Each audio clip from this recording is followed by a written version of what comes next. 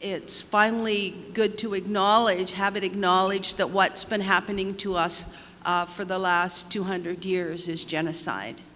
And genocide is specifically aimed at women.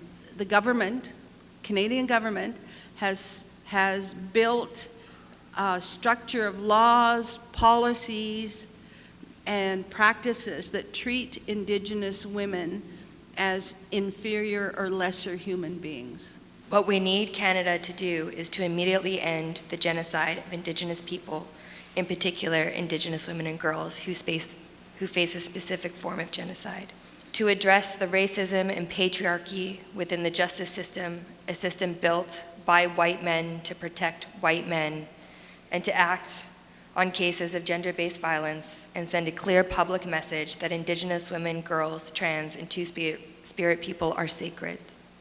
One of the stories about my experiences that I rarely share, and certainly never in a public space like this, but because of the intensity of the day, I feel obligated to do so or responsible to do so. I was home alone, and a man came to the house with a chainsaw and said he had bought me, and that if I didn't go with him, he was going to cut me into pieces. Our sisters and our two-spirit relatives who have been missing or murdered, they gave their lives so that we would be able to fight for the safety of other Indigenous women and girls and two-spirit folks.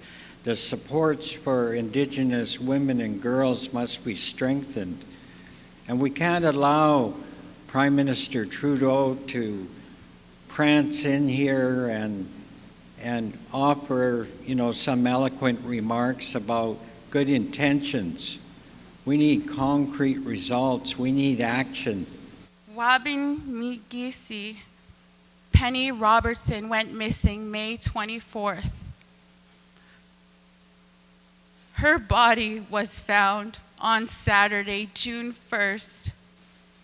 Her family found her. Her family searched for her. It wasn't the police, it was her family that searched for her, and they found her.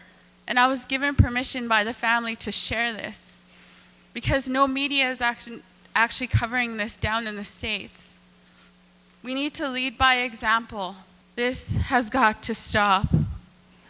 All Indigenous women have a basic human right to clean water, food security, safe and affordable housing, culture, their children, and an end to child apprehension, transportation, and a guaranteed livable income.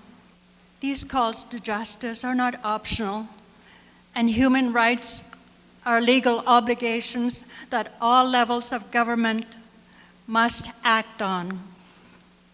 Masicho.